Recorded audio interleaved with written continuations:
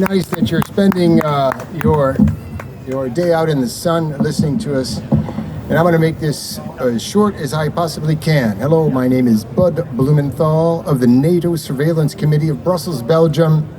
The NATO Surveillance Committee warmly welcomes all the EU activists who have come from all corners of this world for the Counter Summit, and the associations inside of the United States who are mobilizing to make heard the voice of intelligence and reason of those who want to put an end to war. In Belgium, my adopted country, the peace movement is particularly troubled because NATO headquarters is in Brussels. There are headquarters in Mons, in the south of our little country, and there are American nuclear weapons deployed in the north, and as we all saw during the Gulf War, the port of Antwerp is an essential entry point for American troops and military equipment. Brussels is also the headquarters of the European Union, which, as we all know, is very close to NATO in its geopolitical alignment. In other words, in the event of war, my adopted country would be one of the first legitimate targets.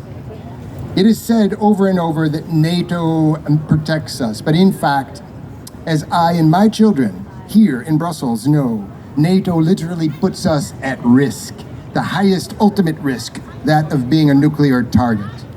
In Belgium, as in the rest of Europe, perhaps here in America too, the peace movement has been plunged into great confusion since Russia's entry into open warfare in Ukraine on the 24th of February 2022, but that is nothing new.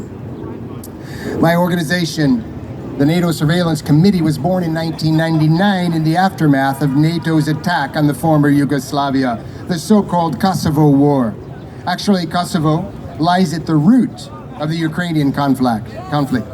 The anti-war movement was divided between those who fell for NATO's propaganda about Serbian atrocities and the alleged genocide in progress, and those who saw NATO and the Serbs as each other's enemies. They said neither NATO nor Milosevic. There were those also who denounced the war propaganda. They placed NATO's aggression within the global geopolitical framework of imperialism's assault on the rest of the world, which is in service of the perpetuation of Western hegemony. The situation was very similar in 2011 when NATO destroyed Libya under false pretenses. At that time, many of our comrades were panicked by the war propaganda. Many others shouted, "No to NATO, no Gaddafi." Now there is no NATO, there is no Milosevic, there is no Gaddafi, but NATO is still here.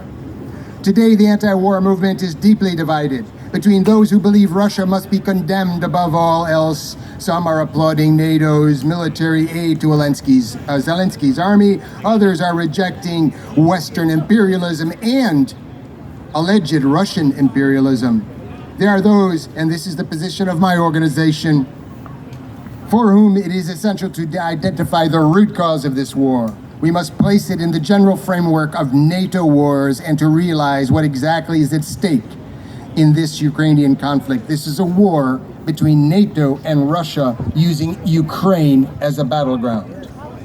The war in Ukraine did not start on the 24th of February 2022. It began before the coup d'etat of 2014, the 8 years of repression and bombardment of the Donbass. This was carried out by, among others, certain units of the Ukrainian army, the neo-Nazi inheritors of Stefan Bandera, the ultra-nationalist Nazi collaborator. With the end of the Cold War and the dissolution of the Warsaw Pact, NATO, instead of disappearing, along with the official raison d'etre, its reason for existence, has continued to strengthen and expand right up to Russia's doorstep. The current war is the disastrous outcome of decades of confrontation, domination, and the denial of the idea of mutual security. I'll say that again. The idea of mutual security, an idea that is implicit for NATO partners, but not recognized as crucial for Russia. And this war is only part of a much larger one. Behind the West's hoped-for defeat of Russia lies the expected war with China. As Boris Johnson bluntly admitted only a few weeks ago, if Ukraine falls, it will be a catastrophe for the West. It will be the end of Western hegemony. These are the real stakes. And this war is the broader version of the one being waged by Israel, NATO's honored partner in the Middle East. And beyond that, the Ukraine war is a prelude to an even bigger, larger war against China. Together, they are part of this same headlong rush to preserve Western hegemony at all costs. We don't need this.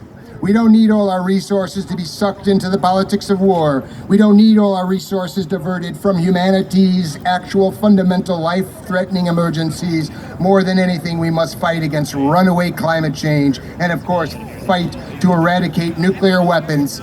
We urgently need a new, powerful global peace movement. NATO is actively preparing the coming world war with full complicity of the US and the European leaders who are following and implementing NATO's gruesome, suicidal roadmap.